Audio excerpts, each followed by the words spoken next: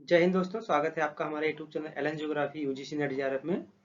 Friends, जैसा कि आप लोग जानते हैं, ऑक्सफोर्ड ऑफ द ईस्ट कहे जाने वाले यूनिवर्सिटी ऑफ इलाहाबाद में क्रेट 2023 के लिए फॉर्म आ चुका है और फॉर्म भरा जा रहा है। इस वर्ष अगर देखा जाए तो जो क्रेट होने वाला है, क्रेट के थ्रू ही आप लोगों को पीएचडी में क्या मिलता है, एडमिशन मिलता है। क्रेट सबको देना है। इस पे हमने एक बहुत लॉन्ग में डिटेल में वीडियो बनाया था कि क्रेट के एग्जाम में आपसे क्या पूछा जाता है। सिलेबस भी आपसे डिस्कस किया गया था, जो कि ब्राउचर जो है रिलीज किया गया था इलाहाबाद यूनिवर्सिटी के द्वारा। तो उसमें देखा गया था कि लगभग कोई भी जो सब्जेक्ट है, बात की जाए ज्योग्राफी की, हिस्ट्री की, पॉलिटिकल साइंस की, या जो बात की जाए फिजिक्स, केमिस्ट्री, मैथमेटिक्स की, तो सारे सब्जेक्ट में इस बार कैंपस सहित जो कॉलेजेस हैं उसमें सीटें क्या है, बहुत ही ज़्यादा हैं। हम बात करने वाले हैं यहाँ पर ज्योग्राफी की। तो ज्योग्राफी में आप लोग देखें कि मोर देन 40 सीटें हैं और जिसमें मोर देन 30 सीट आपके कहाँ पे है, कैंपस में है। तो ये बहुत ही गोल्डन अपॉर्चुनिटी है ऐसे स्टूडेंट्स के लिए जो इस बार क्रेडिट देंगे और उसके बाद पीएचडी में एडमिशन लेना चाहते हैं। दूसरी बात ये है कि जो सबसे ज़्यादा चैलेंजिंग है स्टूडेंट्स के लिए, उन स्टूडेंट्स के लिए जो अभी तक क्रेडिट नहीं दिए हुए हैं। कुछ ऐसे भी स्टूडेंट होंगे जो क्रेडिट दिए हैं लेकिन क्वालिफाई नहीं कर पाए हैं, तो उनको एक आइडिया है पेपर का कि पेपर का पैटर्न कैसा है, कैसे पेपर आ रहा है।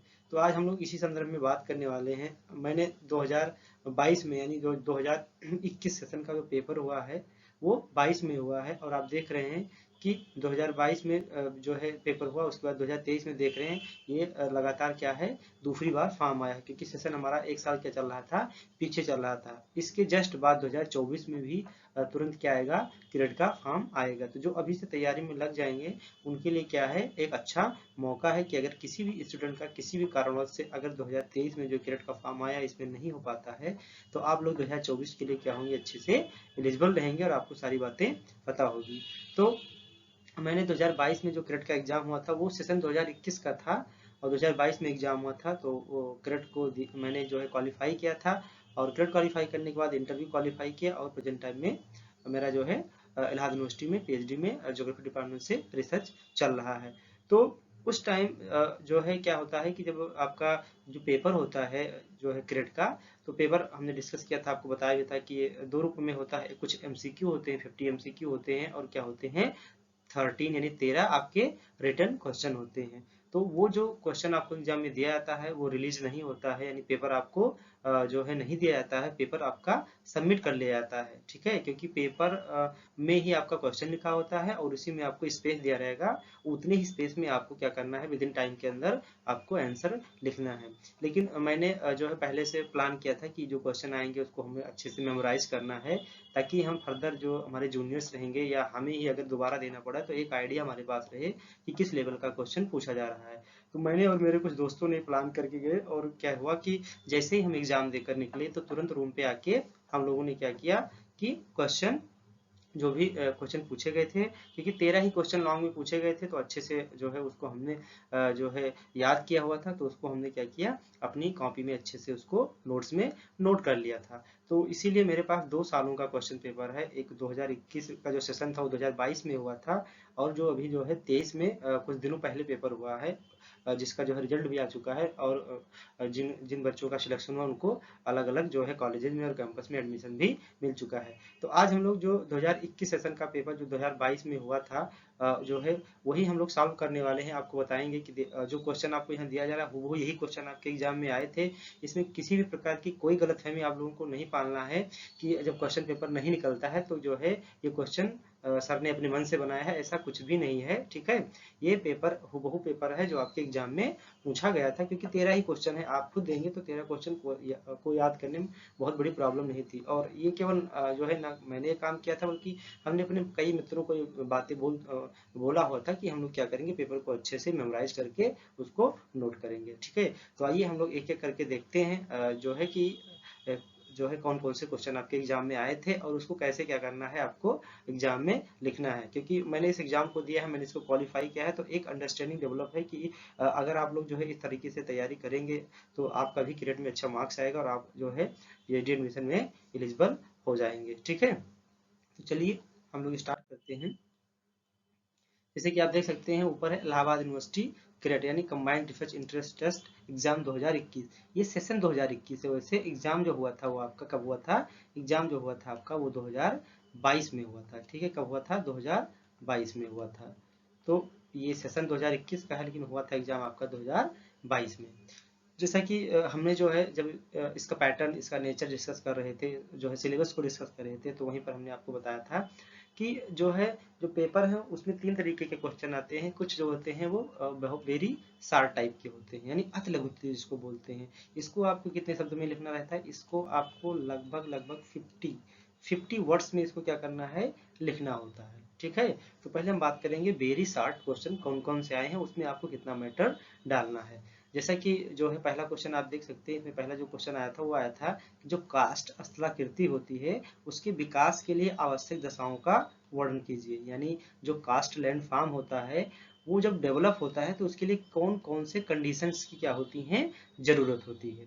अब इस क्वेश्चन को, ये क्वेश्चन आपके एग्जाम में आया था और इसमें थोड़ा सा आपको स्पेस दिया गया था। ऐसे आपको नीचे क्या दिया रहेगा, मार्जिन दिया रहेगा, और इसी मार्जिन में, विद इन मार्जिन के अंदर ही आपको क्या करना है, अपनी आंसर राइटिंग करनी है। तो अब आप क्वेश्चन समझिए, आपको लिखना है मात्र 75 वर्ड्स में।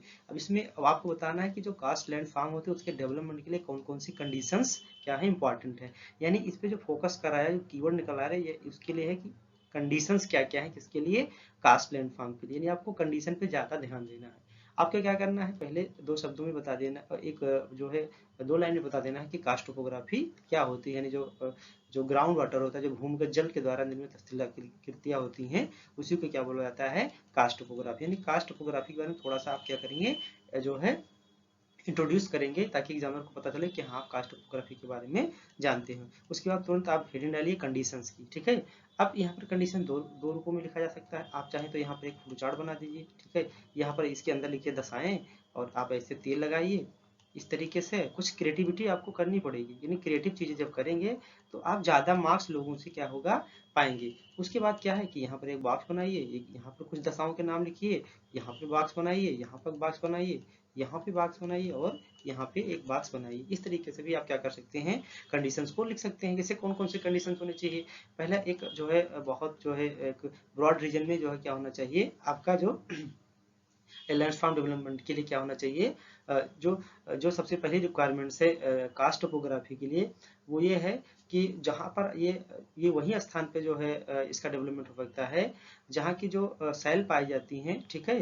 यानी जो चूना युक्त चट्टानें होती हैं, यानी जो जहाँ पर लाइम स्टोन बहुत जो है ब्रॉड एरिया में पाया जाता है। तो पहली रिक्वायरमेंट क्या हो गया कि जो भी आपकी टोपोग्राफी वहाँ पे पाई जाएगी वो कैसी होगी, जो चट्टानें पाई जाएंगी वो चूना युक्त होंगी, यानी लाइमस्टोन वाली जो चट्टानें होती हैं वो जरूरत होती है। दूसरा, वाटर की अवेलेबिलिटी होनी चाहिए। तीसरा, ये जो चट्टानें होनी चाहिए इसमें बहुत ज्यादा गैप नहीं होना चाहिए, ठीक है, कि ये चट्टानें यहाँ पाई जाती हैं, चट्टानें यहाँ, बल्कि ये चट्टानें क्या हैं कि बहुत पास पास, चूना युक्त जो चट्टानें होनी चाहिए बहुत पास पास होनी चाहिए। अगला रिक्वायरमेंट्स के लिए जैसे होता है कि जो चूना युक्त चट्टानें हैं वो बहुत ज्यादा जो है पोरस ना हो, कि खोखली हो, यानी ये क्या होनी चाहिए, ठोस होना चाहिए। तभी इसके द्वारा क्या होगा कि जब वाटर जो है इसके साथ इंटरेक्ट करता है, जो कैल्शियम जो चूना की चट्टानें होती हैं, ठीक है, यानी जो CO2 होते हैं, जो चूना की चट्टानें होती हैं, इसमें कार्बन डाइऑक्साइड पाया जाता है, और क्या होता है कि जब इसमें जल इंटर करता है H2O, तो ये दोनों आपस में क्या करते हैं, इंटरेक्शन करते हैं, और तीसरा एक पदार्थ बनाएंगे जिसके कारण ये क्या होगा कि चूना चट्टानें घुल जाती हैं, और इसी से क्या होता है, आपकी कास्ट टोपोग्राफी का निर्माण होता है। चाहे वो ओरिजिनल टोपोग्राफी हो या आपकी कौन सी टोपोग्राफी हो, जो है डिपोजिशनल हो। तो इसमें क्या लिखना है कि यहाँ पर आपने दफाएं लिख दी, और आपने सारे बॉक्स में कंडीशन, जैसे आपने लिख दिया कि चूना की चट्टानें होनी चाहिए एक जो है बृहद क्षेत्र में। दूसरा, चट्टानों में गैप नहीं होना चाहिए, वाटर की अवेलेबिलिटी होनी चाहिए, ठीक है, कार्बन डाइऑक्साइड युक्त वाटर की जरूरत होनी चाहिए। चौथा, आपने लिख दिया कि जो चट्टाने हैं उसमें जो है बहुत ज्यादा गैप नहीं होना चाहिए वो। पांचवा लिख दिया आपने, ठोस होनी चाहिए चट्टाने। तो ये क्या हो गया, ये होगी दफाएं, बस इतना ही लिखना है, और इसके बारे में कुछ भी आपको नहीं लिखना है। और उसके बाद में लास्ट में क्या लिखना है कि जब दफाएं लिख दिया गया तो अब आपको बता देना है कि कुछ जो है कास्ट टोपोग्राफी, यानी जो कास्ट लैंड फार्म है कौन कौन से हैं। तो आप नीचे लिख देंगे कुछ ओरिजिनल लैंड फार्म के नाम। ओरिजिनल जैसे हो गया लेपीज हो गया, ठीक है, लेपीज जो बनता है वो हो गया आपका। और उसके बाद में आपके जो पोलजे बनते हैं, ठीक है, आपके जो सिंखोल बनते हैं, यानी घोलरंध बनते हैं, बिलियन रंध बनते हैं, ठीक है, पोलजे बनते हैं, इवाला है। तो ये सब क्या है, ये सब इसके ओरिजिनल लैंड फॉर्म है तो इसके नाम आपने अपवर्तनात्मक स्थल रूप लिख के आपने उसका नाम लिख दिया। उसके बाद कुछ डिपोजिशनल होते हैं, जैसे आपका स्टेलेक्टाइट हो गया, स्टेगलेमाइट हो गया, ठीक है। उसके बाद पिलर्स हो गए, और जो है बहुत सारे ऐसे जो है डिपोजिशनल लैंड फॉर्म होते हैं। तो ये आपने क्या किया, कुछ अपवर्तनात्मक यानी ओरिजिनल लैंड फॉर्म, और कुछ आपने क्या किया जो है डिपोजिशनल लैंड फॉर्म का नाम लिख दिया, ठीक है। कुछ उदाहरण लिखना चाहें तो आप किसी एरिया का एग्जांपल दे सकते हैं, जैसे कि लिख देंगे कि सर कि जो है नोट में लिख देंगे कि यूगोस्लाविया क्षेत्र में जो है सबसे जो है क्या है कि चुना जो लैंड फॉर्म है वो ज्यादा पाया जाता है। इंडिया में लिखना चाहें तो जैसे गुप्त गोदावरी धाम है। बहुत सारे ऐसे रीजन है जहाँ पर इंडिया में भी, मेघालय रीजन में कि यहाँ पर भी कास्ट टोपोग्राफी पाई जाती है। तो ये सब क्या है, दो दो एक एक लाइन में लिखना है। तो आपका अच्छे से आपका पूरा का पूरा अच्छा आंसर भी अच्छे से हो गया। और आपने क्या किया कि कोई भी फालतू यानी जो राम कहानी आप लोग जैसे बीए के एग्जाम में या कुछ लोग मास्टर्स के एग्जाम में लिखते हैं कि जो है हवा उठती है, हवा गिरती है, हवा चलती है, बादल बनते हैं, इस तरह ये सब राम कहानी आपको नहीं लिखनी होती है। यहाँ पर केवल आपको टू द पॉइंट ही लिखना है, तभी आपको एग्जामिनर क्या देगा, अच्छा मार्क्स देगा। तो इतना जितना बातें आपको बताई गई कि आपने इंट्रोडक्शन दिया 2 लाइन में, आपने एक ग्राफ बनाया, या आप चाहें तो ग्राफ अगर आपको नहीं बनाना है तो आप उसको पॉइंट कर दीजिए, पॉइंट पॉइंट में लिख दीजिए आंसर, ये पॉइंट बुलेट पॉइंट डाल दीजिए, 4-5 कंडीशन आपने लिख दी। नीचे आपने अपवर्तनात्मक यानी ओरिजिनल और डिपोजिशनल लिखा, उसके बाद आपने क्या लिखा, कुछ एग्जाम्पल दे दिए, जैसे हमने बताया यूगोस्लाविया वाला एग्जाम्पल, इंडिया में देना चाहें तो एक लाइन में उसको लिख दी, हो गया आपका अच्छे से जो पूरा पूरा बात भी आपने कह दी। दूसरा क्वेश्चन कह रहा है, दूसरा क्वेश्चन ये 60 वाले क्वेश्चन है, क्योंकि 60 क्वेश्चन आते हैं, ठीक है। वो लगभग आपके जो है 13 क्वेश्चन आपको अटेम्प्ट करने हैं, तो 10 आपके 60 में आते हैं। दूसरा क्वेश्चन है कि सूर्य तप को प्रभावित करने वाले कारकों की व्याख्या कीजिए, यानी इंसोलेशन को कौन कौन से फैक्टर प्रभावित करते हैं। तो बस आपको क्या करना है इसमें कि इंसोलेशन क्या होता है, यानी जो इनकमिंग सोलर रेडिएशन सन से आता है उसी को हम इंसोलेशन बोलते हैं। उसके बाद आपने फिर वही पॉइंट वाला बात कीजिए, या आप कोई जो है अच्छे से डायग्राम वाली बात कीजिए, कि एक डायग्राम यहाँ पर बना दीजिए कि जो है ये सन है, सन से रेज निकल रही है, इनकमिंग दिखा दीजिए धरती पर, ये आ रही है, ये अर्थ हो गया आपका, ठीक है। ये इनकमिंग सोलर रेडिएशन है, शॉर्ट वेव है इसकी। उसके बाद अब कौन कौन से फैक्टर इसको प्रभावित करते हैं, तो कौन कौन से फैक्टर इसको प्रभावित करते हैं, जैसे आपका हो गया धूल कण हो गए। दूसरा आपका क्या हो गया कि जो अगर कहीं पर स्काई ज्यादा है ना, जो है अगर कहीं पर बादल पाए जाते हैं, कहीं पर स्वच्छ आकाश है, तो ये वाला पॉइंट हो गया, ठीक है। जो बादल होते हैं ये भी आपको सूर्य तप को प्रभावित करते हैं। अक्षांश आपके सूर्य तप को प्रभावित करते हैं। लैटिट्यूड जो होते हैं इंसोलेशन को प्रभावित करते हैं, कि जैसे जैसे आप हाई लैटिट्यूड पे जाएंगे आपको इंसोलेशन कम मिलता जाएगा। तो ऐसे ही ऐसे ऐसे फैक्टर्स जो इंसोलेशन को प्रभावित करते हैं उनके आपने क्या कर दिया, नाम लिख दिया बस। और आपको इसको एलेबोरेट नहीं करना है बहुत ज्यादा ब्रॉड लेवल पे। आपने यहाँ पर एक फिगर भी दे दिया, ये और अच्छी बात हो गई। उसके बाद जो आपका अगला क्वेश्चन है वो है विश्व जनसंख्या संसाधन प्रदेश से आप क्या समझते हैं। Very simple question, word Ackerman का आपको यहाँ लिख देना है। सॉरी,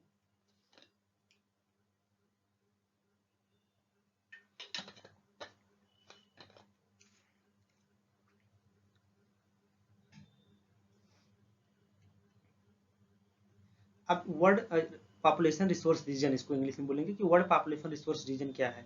तो वर्ल्ड पॉपुलेशन रिसोर्स रीजन हम लोग पढ़े हैं, जैसा कि आप जानते हैं कि जो एकरमैन थे उन्होंने 1970 में जो है कुछ बेस लिए। तो आप यहाँ पर लिखेंगे कि जो है एकरमैन ने 1970 में जो है पूरे वर्ल्ड को 5 या 6 जो भी है आपका 5 जनसंख्या संसाधन प्रदेश में विभाजित किया। उन्होंने कौन कौन सा बेस लिया था, जिसमें टेक्नोलॉजी को आधार बनाया था, पॉपुलेशन को आधार बनाया था, रिसोर्स को आधार बनाया था। तो जो जो उन्होंने बेस लिया बेस का नाम लिख दिए, और कौन कौन सा जो है उन्होंने बांटा। जैसे उन्होंने बांटा था कि जो एक ब्राजील टाइप के जो हो गए, एक ये रीजन हो गया ब्राजील, इजिप्ट टाइप का हो गया, ठीक है। जिसमें इंडिया ये सब, चाइना ये सब कहाँ से आते हैं, इजिप्ट वाले में आते हैं। जो आपका जो वेस्टर्न यूरोप टाइप का हो गया एक जनसंख्या संसाधन प्रदेश, एक यूएसए टाइप का हो गया, ठीक है, नॉर्थ अमेरिका टाइप का। तो जितना भी उन्होंने बताया है 5 या 6 जो भी जनसंख्या संसाधन प्रदेश बताया है उन्होंने, उसमें क्या करना है, उसके आपको नाम लिख देने हैं। और उसके बाद आप छोटा सा एक क्या करें, आपको स्पेस मिलेगा तो छोटा सा आप ड्रा कर दीजिए वर्ल्ड का मैप। बस आप वर्ल्ड के मैप में दिखा दीजिए कि ये आपका हो गया।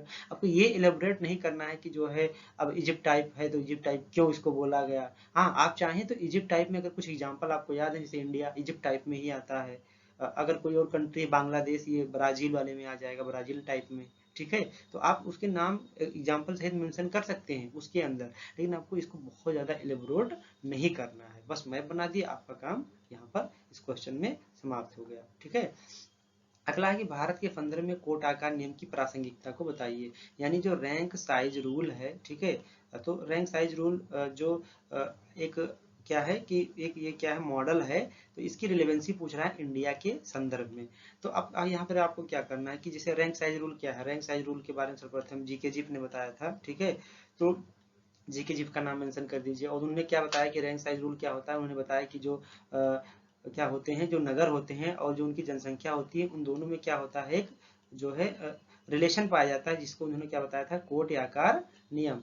उसके बाद इनका फार्मूला आप डाल दीजिए। फिर आप समझाइए कि इन्होंने भारत के संदर्भ में अगर बात किया जाए तो रैंक साइज रूल की जो प्रासंगिकता है बहुत ही क्या हो जाती है, कम हो जाती है। क्योंकि जो इन्होंने नियम बताया था रैंक साइज रूल का, उसके बेस पे वर्ल्ड में कुछ ऐसे सिटी हैं जहां पर वो लागू होता है, लेकिन इंडिया में ऐसा कोई सिटी नहीं है जहां पर ये रूल लागू हो गया। क्योंकि उन्होंने बताया था कि जैसे मान लीजिए कि मान लीजिए कोलकाता है, ठीक है, तो आपके आपके जो है जो देश में 5 शहर हम नाम ले रहे हैं, जैसे मान लीजिए कोलकाता हो गया, आप दिल्ली हो गया, मुंबई हो गया, ठीक है, और चेन्नई हो गया, कुछ भी ले लीजिए आप। तो इन्होंने बताया था कि जो सबसे ज़्यादा, जो इन्होंने बताया कि अगर सबसे ज़्यादा पॉपुलेशन वाला जो नगर होगा, मान लीजिए हमारे यहाँ कोलकाता की पॉपुलेशन सबसे ज़्यादा है, तो उसको उन्होंने बताया कि हम जो ऑर्डर देंगे वो एक दे देंगे। ठीक है।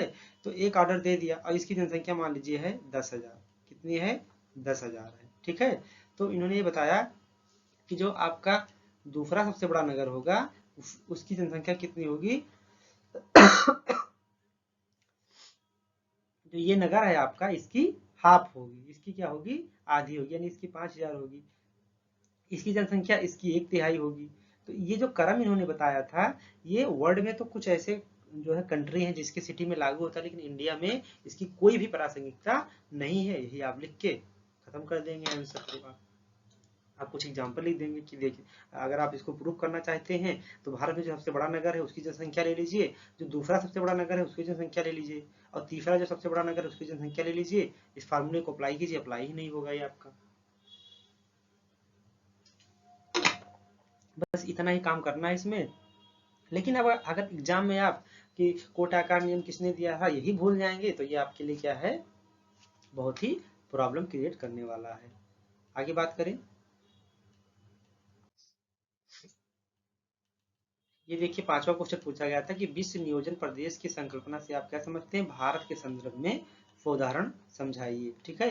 तो अब यहाँ पर जो है वर्ल्ड में जो नियोजन जो प्रदेश हैं, यानी जो प्लानिंग रीजन्स हैं वर्ल्ड में, तो उसकी क्या कल्पना की गई थी। तो आप जानते हैं कि प्लानिंग रीजन क्या होता है, कि एक ऐसा ज्योग्राफिकल रीजन होता है जिसमें हम कुछ ऐसे जो है प्लान करते हैं कि ताकि वहाँ के जो रिसोर्स हैं उस एरिया के, उसको हम क्या कर सकें, मैक्सिमम यूटिलाइजेशन उसका हम कर सकें। ऐसा नहीं है कि अगर कहीं पर रिसोर्स बहुत ज़्यादा है तो उससे हमें आउटपुट तो मिल रहा है, लेकिन उतना आउटपुट नहीं मिल रहा है जितना कि हमको जो है मिल सकता है। यानी हमारा जो जैसे इंडिया में बात किया जाता है कि इंडिया में जो सॉइल है उसकी क्या है, अभी हम आगे देखेंगे क्वेश्चन भी आया है कि उसकी जो है इफिशियंसी बहुत ज़्यादा है, लेकिन प्रोडक्टिव फिर भी हमारी कम है। क्यों? क्योंकि पूरी इफिशियंसी का हम लोग क्या कर रहे हैं, उपयोग, यानी दक्षता जो उसकी है बहुत ज़्यादा है। जैसे मान लीजिए आपकी काम करने की दक्षता, आप एक दिन में जो है मान लीजिए कोई कंपनी 100 कार बनाने की उसकी कैपेसिटी है, मतलब कैपेबिलिटी है, यानी जो उसकी क्षमता है वो 100 कार बना सकती है, लेकिन वो जो है अपनी क्षमता का पूरा उपयोग नहीं कर पा रही, इसलिए वो 90 कार ही बना रही है। तो भले ही प्रोडक्शन इसका ज़्यादा है, अगर देखा जाए तो प्रोडक्टिविटी बहुत ज़्यादा है, लेकिन इसकी जो क्षमता है क्या इसके बराबर काम कर पा रही है, नहीं कर पा रही है। इसीलिए कुछ ऐसे रीजन को आइडेंटिफाई किए गए हैं वर्ल्ड में, ताकि जो है वहाँ के जो रिसोर्स है उसका हम क्या कर सके, मैक्सिमम जो है यूटिलाइजेशन कर सके।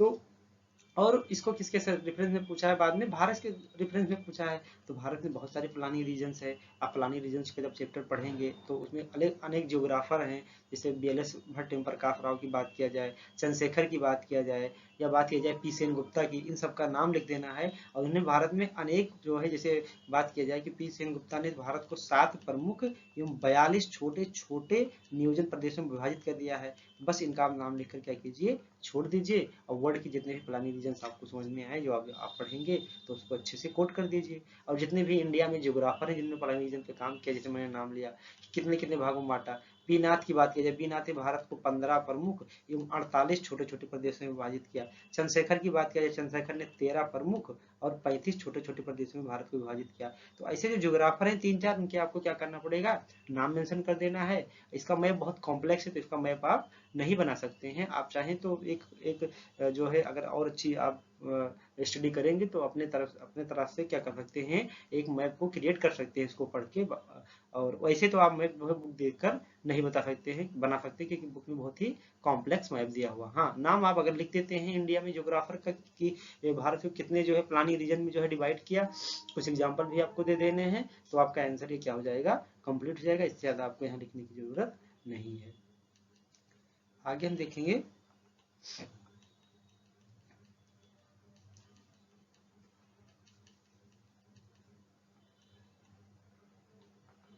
Question number 6।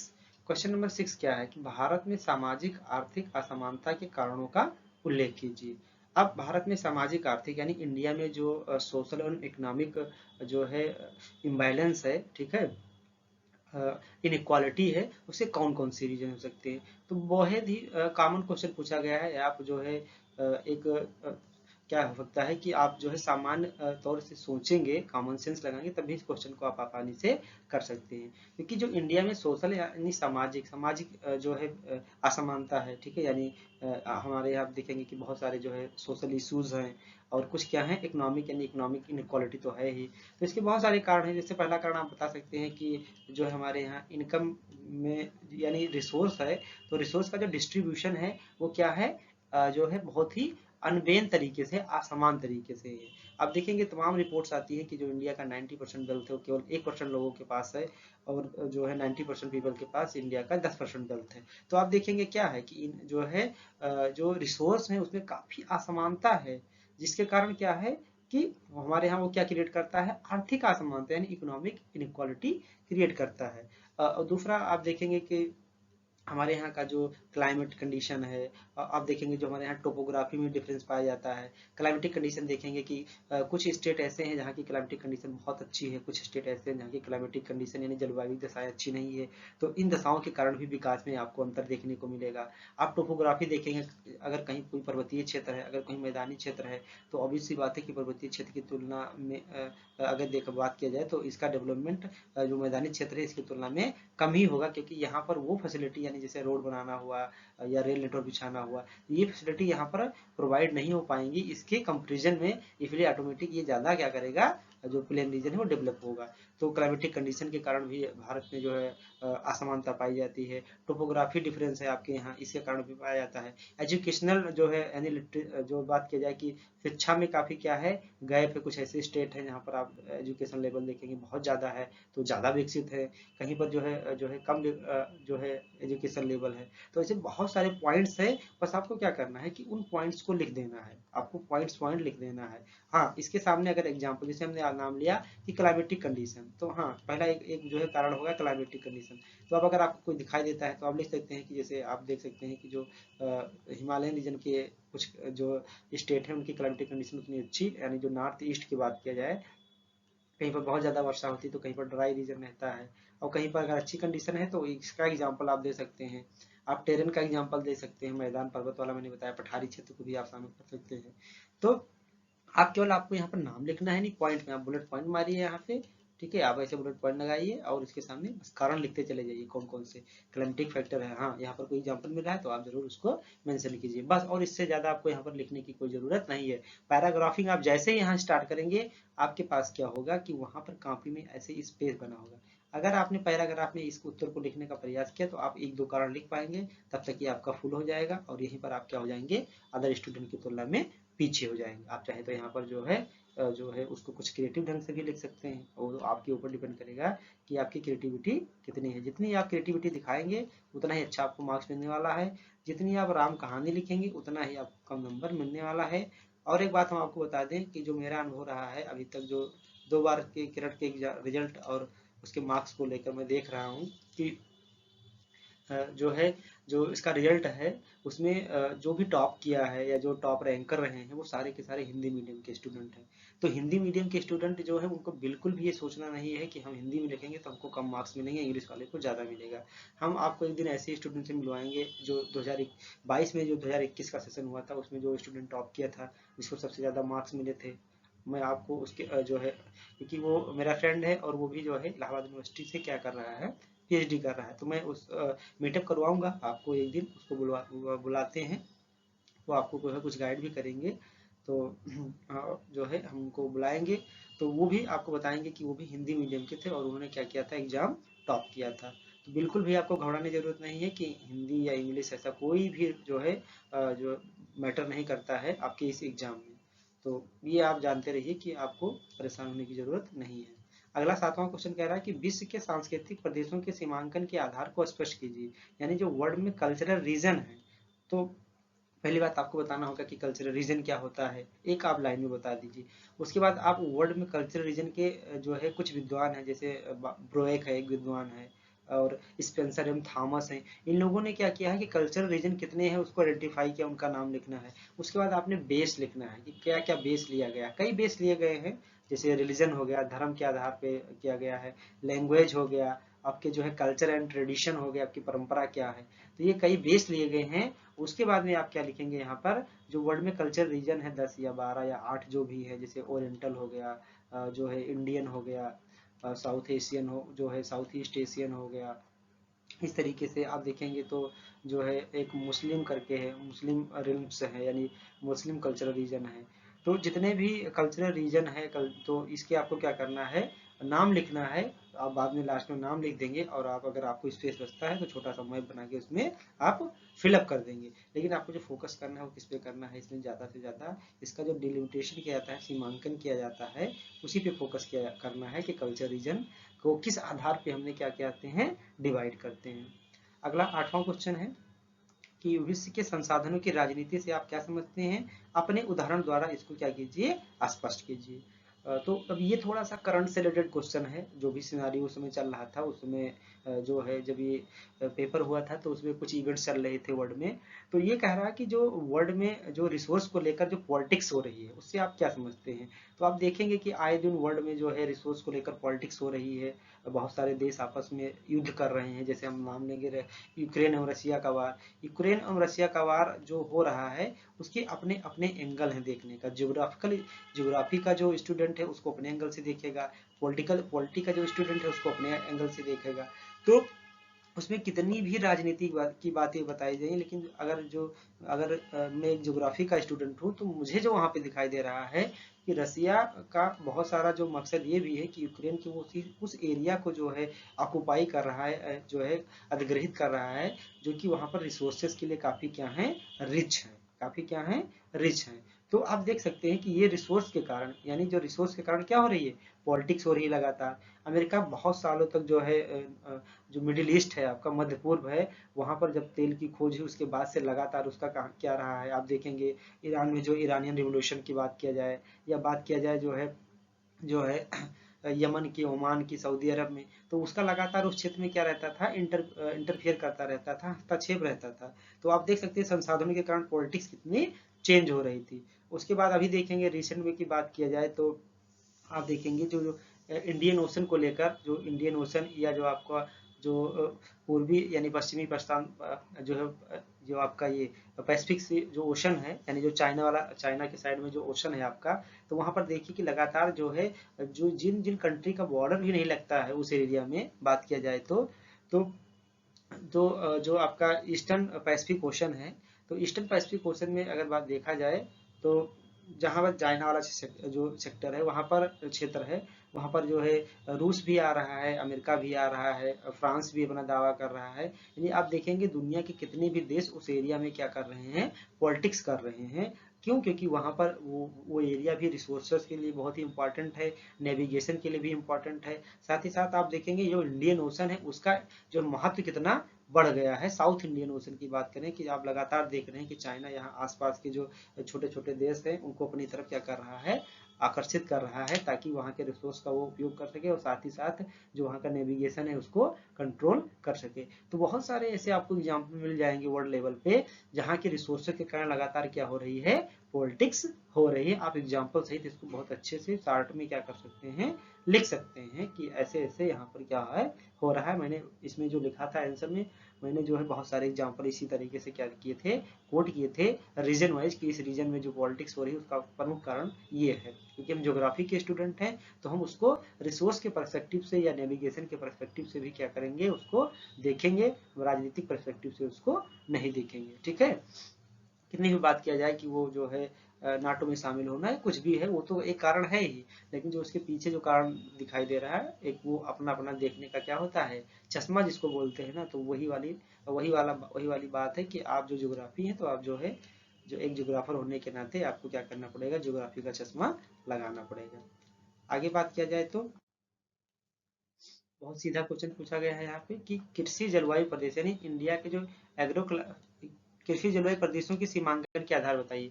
यानी जो एग्रो क्लाइमेटिक रीजन्स होते हैं, आपने इंडिया में पढ़ा होगा, तो ये आप उसको इंडिया के पर्सपेक्टिव से भी कोड कर सकते हैं कि एग्रो क्लाइमेटिक रीजन होते हैं उसका डिलिमिटेशन के बेस क्या है। तो पहले तो आप बताएंगे कि एग्रो क्लाइमेटिक रीजन्स क्या होता है 2 लाइन में, उसके बाद आप बेस लिखेंगे। बेस में बहुत सारे बेस हैं, जैसे देखा जाए तो जो है सॉइल कैसी होती है, वाटर अवेलेबिलिटी है कि नहीं है, क्लाइमेट वहाँ की कैसी है, ठीक है, सॉइल कैसी है, हमने आपको बताया, वेजिटेशन कैसा है, जो भी यहाँ पर इसके क्या होते हैं, आधार होते हैं, बेस होते हैं एग्रो क्लाइमेटिक रीजन के, तो वो आपको बेस पे क्या करना है, अच्छे से फोकस करना है, नाम लिख देना है। ठीक है, उसके बाद अगर आपको समझ में नहीं आ रहा है वर्ल्ड लेवल पे, तो इंडिया का आप ध्यान में रखिए, इंडिया के पर्सपेक्टिव से ही पूछा गया है कि कृषि जलवायु प्रदेश क्या है।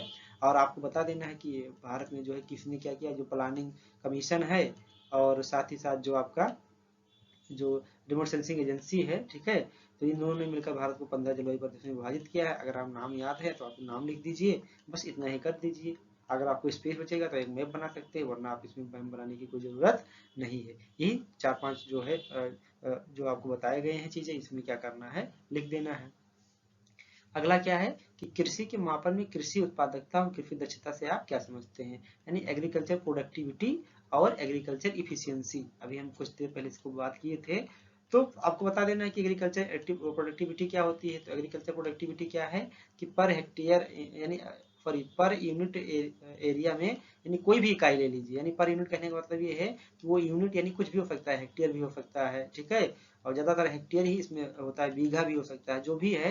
तो आप लिखेंगे कि जो है एक इकाई जो है एरिया में जितना भी प्रोडक्शन होता है उस टोटल प्रोडक्शन को क्या बोलते हैं, उत्पादकता बोलते हैं। वैसे अगर इसको ऐसे भी लिख सकते हैं कि जो है पर हेक्टेयर जो है यूनिट में क्या होता है, जितना आपका टोटल प्रोडक्शन होता है उसी को क्या बोला जाता है, प्रोडक्टिविटी बोला जाता है। और ये एग्रीकल्चर प्रोडक्टिविटी बोला जाता है। और एग्रीकल्चर इफिशियंसी क्या है कि जो आपके पास मृदा है, वो मृदा की जो उत्पादन क्षमता है वो कितनी है, वो कितना उत्पादन कर सकती है। जैसे मान लीजिए जो है अभी जो इंडिया की सॉइल है उसकी उत्पादकता बहुत ज़्यादा, उसकी इफिशियंसी बहुत ज़्यादा है, लेकिन हम इफिशियंसी पे उसको क्या कर पा रहे हैं कि पूरी इफिशियंसी का उपयोग नहीं कर पा रहे हैं। यानी जो एग्रीकल्चर दक्षता से कहने का मतलब ये है कि कृषि दक्षता जो होता है, ठीक है, यहाँ पर कृषि उत्पादकता पूछा है, यहाँ पर पूछा एग्रीकल्चर इफिशियंसी। तो एग्रीकल्चर इफिशियंसी का मतलब हुआ कि उस जो एग्रीकल्चर किया जा रहा है तो उसकी जो सॉइल है उसकी इफिशियंसी कितनी है, इफिशियंसी कितनी है, जिसके कारण प्रोडक्शन आपका कितना हो रहा है। यानी ये क्या है आपका, ये आपका रिजल्ट है, और यानी परिणाम है, ये क्या है आपका कारण है। ठीक है, तो यहाँ पर जो मृदा होती है उसकी क्या लिखनी होती है, आपको बतानी है कि उसकी इफिशियंसी कितनी होती है। ठीक है, हम इफिशियंसी को कैसे बढ़ा सकते हैं, उसका कैसे हम उपयोग कर सकते हैं। जैसे हम लगातार रिसर्च के माध्यम से रासायनिक खादों का प्रयोग किए, रासायनिक खादों के बाद हमने जो है अब जैविक कृषि की बात करने लगे, तो उसमें हम जो है बायो कंपोस्ट खादों का प्रयोग करने लगे। यही सारी बातें आपको क्या करनी है, लिखनी है, दोनों में अंतर स्पष्ट करना है। ये रहा आपका 10 क्वेश्चन, आपके जो वेरी शार्ट टाइप के थे। उसके बाद आपके जो आते हैं वो आते हैं जो है मीडियम टाइप के लघु उत्तरीय क्वेश्चन। ये आपको 150 शब्दों में करना है। ये 2 क्वेश्चन ही आते हैं और दोनों आपको कंपलसरी है करना। जैसे आप देख सकते हैं यहाँ पे जो क्वेश्चन आया था वो आया था कि जो भू आकृति के विकास को प्रभावित करने वाले कारक कौन कौन से हैं। ये थोड़ा 150 में लिखना है। तो यानी जो लैंडफॉर्म होता है, ठीक है, तो लैंडफॉर्म को कौन कौन से कारक प्रभावित करते हैं। तो आप लिखेंगे कि जो लैंडफॉर्म को प्रभावित करने वाले कौन से कारण है, 2 कारण है, ठीक है। 2 कारणों से होता है, एक होता है इंडोजेनेटिक फोर्सेस, यानी जो धरातल के अंदर से कार्य करते हैं, एक होता है एक्सोजेनेटिक फोर्सेस। अब एक्सोजेनेटिक फोर्सेस में देखेंगे कि जो है रिवर है, ठीक है, विंड है, ग्लेशियर है, पेरी ग्लेशियर है, ये सब क्या करते हैं, लैंडफॉर्म बनाते हैं। इनके जो है इसको सिनॉप्सिस बना के लिख सकते हैं। और जो इंडोजेनेटिक फोर्सेस है, जैसे कहीं पर जो है भूकंप आता है, कहीं पर वॉल्केनिक इरप्शन होता है, तो वॉल्केनिक इरप्शन से देखते हैं कि कितना सारा लैंडफॉर्म बनते हैं, कुछ अंदर धरातल के, कुछ धरातल के बाहर, कुछ इसके आप ऐसे नाम लिखते चले जाइए, आपका आंसर ये क्या हो जाएगा, कंप्लीट हो जाएगा। अब यहाँ पर रिवर वाला बात आएगी, तो रिवर में कौन सा जो है इरोजनल फैक्टर है, कौन से जो है डिपोजिशनल लैंडफॉर्म्स होते हैं, तो ये आप लिख सकते हैं, इसका नाम लिख सकते हैं। मैकेनिज्म बहुत ज़्यादा लिखने की ज़रूरत नहीं है, बस ऐसे कर देंगे तो ये आपका आंसर क्या हो जाएगा, 150 शब्दों में कंप्लीट हो जाएगा। अगला क्वेश्चन है आपका कि भूगोल के विकास में प्रत्यक्षवाद के प्रभावों का उल्लेख कीजिए। ये ज्योग्राफी में जो पॉजिटिविज्म आया था उसका इम्पैक्ट क्या पड़ा। तो आप देखते हैं कि पॉजिटिव जब 1960 जो सेकंड जो है वर्ल्ड वार हुआ, उसके बाद ज्योग्राफी में क्या हुआ, बहुत बड़ा चेंज आया। और वो आया, पहला जो चेंज आया वो पॉजिटिविज्म जो आया। पॉजिटिविज्म का मतलब हुआ कि भूगोल में साइंस का इंट्रोडक्शन हुआ, यानी साइंस इंट्रोड्यूस हुआ, जो विज्ञान है उसका प्रभाव हमें देखने को मिलने लगा। क्योंकि इसके पहले जो ज्योग्राफी था वो काफी क्या था, लिटरल था, यानी साहित्यिक रूप में उसका हम प्रयोग करते थे, ठीक है। लेकिन अब ज्योग्राफी को हम साइंस के रूप में प्रयोग करने लगे, यानी ज्योग्राफी में जो भी हम कुछ मॉडल थियरी बनाने लगे बाद में, और ज्योग्राफी में जो जो चीज़ों को देखने का जो नजरिया था वो काफ़ी क्या हो गया, साइंटिफिक हो गया। हम ज्योग्राफी में उन्हीं चीज़ों को ज़्यादा महत्व देने लगे जो हमें सामने से क्या करती थी, दिखती थी, ठीक है। इसका जो विकास किया गया था, प्रतिपादन किया गया था, वो किया गया था ऑगस्ट काम्टे महोदय द्वारा। और जब ये साइंस का इंट्रोड्यूस हुआ हमारे ज्योग्राफी में, तो इसी के कारण हमारे ज्योग्राफी में बहुत सारे क्या होने लगे, हमारी ज्योग्राफी काफी क्वांटिफाई हो गई, यानी जो है जो पहले गुणात्मक थी वो मात्रात्मक हो गई। ज्योग्राफी में बहुत सारे मॉडल का डेवलपमेंट होने लगा, और एक तरीके से रेवोल्यूशन आ गया मॉडल का, और गणितीय फार्मूलों का, गणितीय सूत्रों का, गणितीय मॉडलों का, जिसे बाद में क्या नाम दिया गया, बाद में नाम दिया गया आपका जो है मात्रात्मक क्रांति, क्वांटिटिव रेवोल्यूशन। तो जो आपको यही आपको प्रत्यक्षवाद से शुरू करना है ये आंसर, और कहाँ पे खत्म करना है जो है क्वांटिटिव रेवोल्यूशन में। कुछ ज्योग्राफर के नाम है, जैसे वी.एन. वेरी हैं, ठीक है। प्रत्यक्षवाद के बाद जैसे प्रत्यक्षवाद में अगस्त काम्टे आएंगे, और कुछ आपके क्वांटिटिव रेवोल्यूशन में आएंगे। तो जितने भी क्वांटिटिव रेवोल्यूशन में आएंगे, पीटर हैगेट हो गए, आर.जी. चोरले हो गए, तो उस वाले ज्योग्राफर का आपको नाम लिखना पड़ेगा, और उसके प्रभाव को आपको बताना है प्रत्यक्षवाद का। तो प्रत्यक्षवाद का सबसे बड़ा जो प्रभाव था वो क्या था, वो था पॉजिटिविज्म था। जैसे इसके पहले आप देखेंगे कि जैसे जो ग्रीक स्कॉलर थे उन्होंने क्या बताया कि जो है होमर की बात करी जाए तो होमर ने अपने इलियड ओडिसी में लिखा कि जो है जो आपका ये सूरज है, ये जो है चारों तरफ एक समुद्र से घिरा है, ये पृथ्वी हमारी चारों तरफ एक समुद्र से घिरी है, और सूरज इसी समुद्र से निकलता है और इसी में डूब जाता है। तो क्या बात सही थी। इसको यहाँ पे पूरी तरीके से जो जितने भी गेस थे, अनुमान थे, उसको नकार दिया गया, काट दिया गया। इसमें केवल जो लॉजिकल बातें होती थी उन्हीं को माना जाता था। कोई भी आप मॉडल, कोई भी आप बात कहते थे तो ये कहता था कि आप इसको प्रूव करके दिखाओ, आप हमें बताइए भैया कैसे सूरज जो है डूब रहा है इसमें।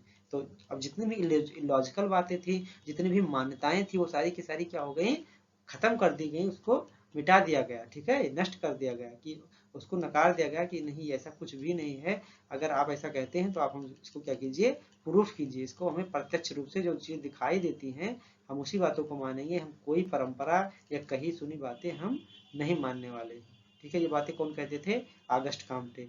और एक बात इसमें ये भी है, आप पढ़ेंगे कि उस टाइम क्या हुआ था कि ज्योग्राफी में जो डेवलपमेंट था उसमें किसी भी क्षेत्र में जो ज्योग्राफी में डेवलपमेंट हो रहा था, तो उसमें जो है रिलीजन का बहुत ही इम्पैक्ट हो गया था। तो उन्होंने रिलीजन और जो है साइंस को एकदम अलग कर दिया था, ठीक है, कि रिलीजन अलग है और साइंस अलग है। सारी चीज की व्याख्या पहले रिलीजन से, यानी धार्मिक ग्रंथों के आधार पर की जाने लगी, कि धरती का निर्माण जो है गॉड ने किया है, जीसस ने किया है, क्रिश्चियनिटी में बताया जाने लगा। क्योंकि जो है ग्रीक में क्या हुआ था, यूनान में ज्योग्राफी का डेवलपमेंट बहुत तेजी से हो रहा था। तो इन सारी बातों को तोड़ा गया, इन सारी बातों का खंडन किया गया, और बाद में जो है परिणाम क्या हुआ कि प्रत्यक्षवाद का परिणाम क्वांटिटिव रेवोल्यूशन आया, ठीक है। फिर क्वांटिटिव रेवोल्यूशन की कुछ बातें लिखकर आप क्या कर देंगे, आंसर को समाप्त कर देंगे, ठीक है। तो ये रहा आपका शार्ट आंसर, जो आपका लघु में क्वेश्चन पूछा गया, जिसको आपको 150 शब्दों में लिखना था। इसके बाद आपका लॉन्ग क्वेश्चन पूछा जाता है, ये 2 क्वेश्चन पूछा जाएगा, जिसमें आपको क्या करना है कि एक ही करना है। जैसे यहाँ पर 2 क्वेश्चन दिया गया है। पहला क्वेश्चन पूछा गया था कि भारत के संदर्भ में द्वैतवाद के विकास और उसके प्रभाव का विशद वर्णन कीजिए। तो ये इंडिया के रेफरेंस में जो है द्वैतवाद है, यानी जो है डुअलिज्म है, तो उसी के डेवलपमेंट कैसे हुआ और उसका इम्पैक्ट कैसे हुआ, इसी के बारे में आपको लिखना है। तो पहले आपको जानना पड़ेगा कि डुअलिज्म क्या होता है। डुअलिज्म का मतलब ये होता है कि कोई एक टॉपिक है, यानी एक ही विषय पर जब 2 तरीके का मत आ जाए तो उसी को क्या बोलते हैं, डुअलिज्म बोलते हैं, द्वैत बोलते हैं। तो ज्योग्राफी में देखेंगे बहुत सारे डुअलिज्म आए, जैसे सिस्टमेटिक वर्सेस रीजनल ज्योग्राफी, यानी सिस्टमेटिक अध्ययन किया जाए ज्योग्राफी का, या रीजनल अध्ययन किया जाए, यानी क्षेत्रीय आधार पर या क्रमबद्ध आधार पर, ठीक है। ऐसे बहुत सारे क्या आए जो है ज्योग्राफी में डुअलिज्म आए, ठीक है। तो वो डुअलिज्म को इंडिया के रेफरेंस में देखना है। तो इंडिया में आप देखेंगे कि बहुत सारे स्कूल ऑफ थॉट हैं। आप देखेंगे जैसे जो है स्कूल ऑफ थॉट में आप बात करेंगे कि जो है जैसे बनारस हो गया, ठीक है। तो बनारस यूनिवर्सिटी हो गया, इलाहाबाद यूनिवर्सिटी हो गया, ठीक है। आप देखेंगे पटना यूनिवर्सिटी हो गया। आप जितने भी सेंट्रल यूनिवर्सिटी हैं, तो वहाँ के जो ज्योग्राफर हैं, उन्होंने जो है इस द्वैतवाद में, जैसे वो हिस्टोरिकल वर्सेस जो भी द्वैतवाद रहा है, या रीजनल वर्सेस जो सिस्टमेटिक रहा है, इस पे उनका मत क्या है, ठीक है। इस क्षेत्र में उनका मत क्या है, उन्हीं मतों को आपको क्या करना है, लिखना है यहाँ पर भारत के संदर्भ में 400 शब्दों में। अगर ये क्वेश्चन आपको नहीं आता है तो यहाँ पर दूसरा क्वेश्चन दिया गया है कि भौगोलिक अध्ययन में उपग्रह डाटा और जीआईएस के उपयोगों का वर्णन कीजिए। यानी जब आप जियोग्राफिकल स्टडी करते हैं तो उसमें जो आप जो है सैटेलाइट से डेटा आपको मिलता है, या जो आप जीआईएस का प्रयोग करते हैं, जियोग्राफिकल इंफॉर्मेशन सिस्टम का प्रयोग करते हैं, तो उससे आपको क्या बेनिफिट मिलता है।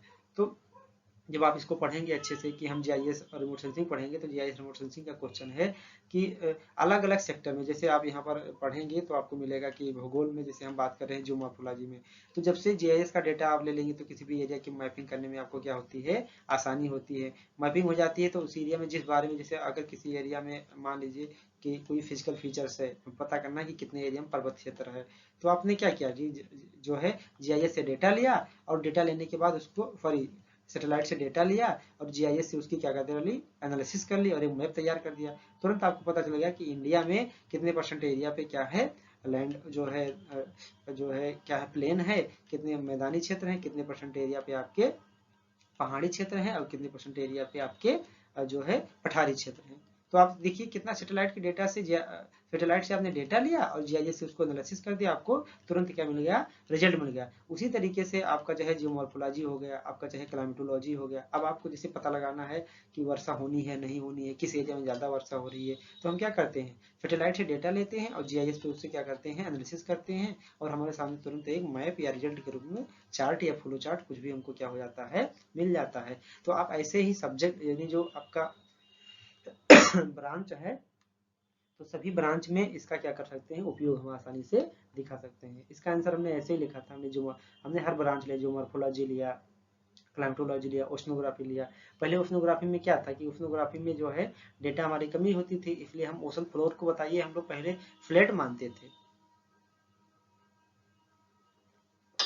लेकिन बाद में काफी डेटा लिया गया, उससे जीआईएस से उसकी मैपिंग की गई, तो बाद में पता चला कि नहीं, जो है आपके जो ओशन के फ्लोर है वो फ्लैट नहीं है, बल्कि उसमें बहुत सारे लैंडफॉर्म है। कहीं पर जो है ट्रेंच पाए जाते हैं, तो कहीं पर आपके जो है कॉन्टिनेंटल शेल्फ पाए जाते हैं, कहीं पर कॉन्टिनेंटल स्लोप पाए जाते हैं, राइज पाई जाती है, रिजेस कटक पाए जाते हैं। तो आप समझ सकते हैं कि जीआईएस का जो डेटा है जो आपका सैटेलाइट का उपग्रह से, वो कितना इंपॉर्टेंट है, और जीआईएस आपके लिए कितना है, इंपॉर्टेंट है, ठीक है। तो इसको आसानी से आप कर सकते हैं। ये लगभग आपको 400 शब्दों में, ये यहाँ पर 2 क्वेश्चन होता है, एक आपको क्या करना होता है, इसमें से करना होता है। टोटल आप देखा जाए तो, टोटल बात किया जाए तो आपको लगभग 13 क्वेश्चन, 14 क्वेश्चन आपके एग्जाम में आते हैं, और इस 14 क्वेश्चन में आपको 13 जो है करना होता है। बस आपको यहाँ पर एक ऑप्शन मिलता है लॉन्ग में कि आप जो चाहें तो एक क्वेश्चन इसमें से जो भी करिए आप। तो ये पूरा आपका 14 क्वेश्चन जो आपके एग्जाम में आया हुआ था, ये हूबहू यही पेपर था, मैंने ये पेपर दिया, मैंने इसको क्वालिफाई भी किया था। तो इसको आपको क्या है कि बेस बनाकर आप जो भी स्टूडेंट जो इस बार 2023 जो कैडेट का फॉर्म आया है उसको फिलअप करके एग्जाम देंगे, ठीक है। अभी डेट तो नहीं आया है, लेकिन जो है यहाँ तक मेरा मानना है कि आप लोग जो लगभग जो है दिसंबर डेट, यानी नेक्स्ट मंथ डेट मानकर पढ़िए उसको अच्छे से। हो सकता है आपका दिसंबर में पेपर लास्ट तक हो जाए। तो आप इसको एक बेस बनाकर जो भी आपको यहाँ पर पेपर प्रोवाइड कराया गया है उसको अच्छे से पढ़िए, और यही आपके एग्जाम में क्या होगा, बहुत हेल्प करेगा। इसके बाद ये जो 2022 में पेपर हुआ और अभी जो 2023 में 6 महीना पहले पेपर हुआ है, वो हम कल क्या करेंगे, आपको एनालाइज करवा देंगे। तो 2 पेपर आपके पास हो जाएगा, जो कि आपको काफ़ी क्या करेगा, हेल्प करेगा। तो मिलते हैं हम लोग अगले दिन। फ्रेंड्स, अगर आपको वीडियो अच्छा लगा हो तो आप इसको जो है लाइक कीजिए, और जितने भी स्टूडेंट, जितना भी आप लोगों को जानते हैं जो उनको क्रेडिट देना है ज्योग्राफी से, उसको उनके पास आप क्या कर सकते हैं, इसको अच्छे से शेयर कर सकते हैं, ताकि वो लोग भी जो है क्या करें, अपनी तैयारी को अच्छे से कर सके। मिलते हैं हम लोग एक नए वीडियो के साथ। All the best.